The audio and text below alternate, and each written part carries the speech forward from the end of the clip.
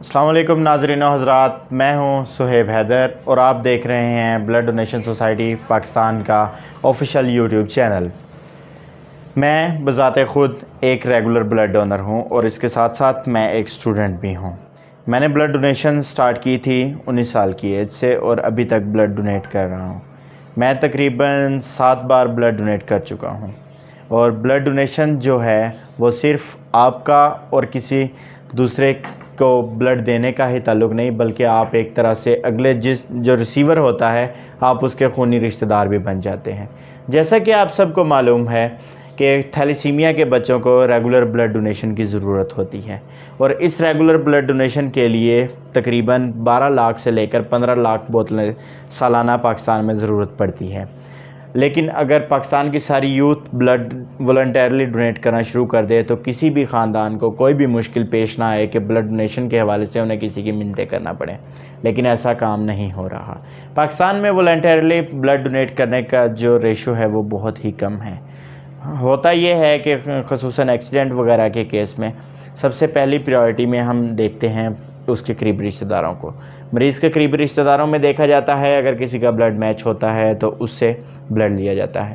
دوسرا آپشن ہوتا ہے والنٹیئر بلڈ ڈونیشن کا۔ والنٹیئرز جو ہیں ان میں زیادہ تر تعداد اسٹوڈنٹس کی ہوتی ہے۔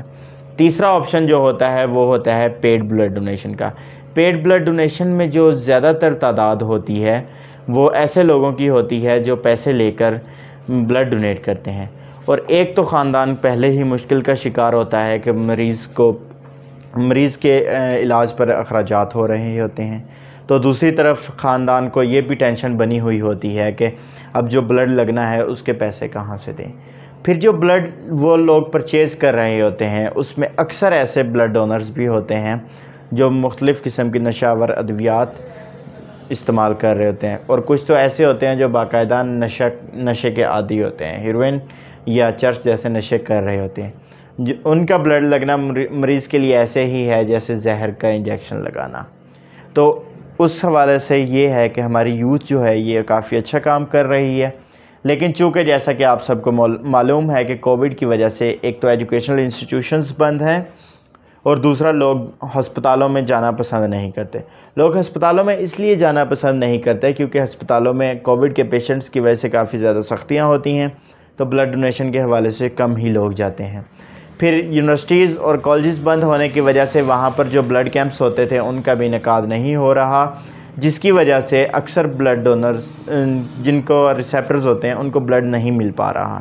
بلڈ ڈونرز کی سخت کمی ہوئی ہے۔ اس موقع پہ میں بلڈ ڈونیشن پاکستان کی طرف سے آپ سب سے میں التماس کرتا ہوں کہ آپ لوگ زیادہ سے زیادہ بلڈ ڈونیشن کے کار خیر میں اپنا ہاتھ بڑھائیں اور بلڈ ڈونیشن سوسائٹی پاکستان کو سپورٹ کریں، کیونکہ بلڈ ڈونیشن سوسائٹی پاکستان صرف اگر آج دوسرے کی مدد کر رہی ہے تو کل کو آپ کو اگر کسی کی ضرورت پڑے گی تو بلڈ ڈونیشن سوسائٹی پاکستان یقیناً فرنٹ لائن پہ آپ کے ساتھ کھڑی ہوگی، اور انشاءاللہ بلڈ ڈونیشن کے کام کو مکمل کرے گی۔ اور میں ویڈیو کے اینڈ میں بلڈ ڈونیشن پاکستان کے جو ممبرز ہیں، ارشد بھائی ہیں، ارشد اقبال محمد جو اس کے بانی اور چیئرمین ہیں، ان کو بھی خراج تحسین پیش کرنا چاہوں گا، اور ڈاکٹر فضل ربی جو اس کے پریزیڈنٹ ہیں ان کو خراج تحسین پیش کرنا چاہوں گا، اور اس کے علاوہ جتنے بھی والنٹیئرز پورے پاکستان میں ہمارے ساتھ ورک کر رہے ہیں میں ان سب کو خراج تحسین پیش کرنا چاہوں گا۔ اور ویڈیو کے آخر میں تمام بلڈ ڈونرز کو صہیب حیدر کا سلام۔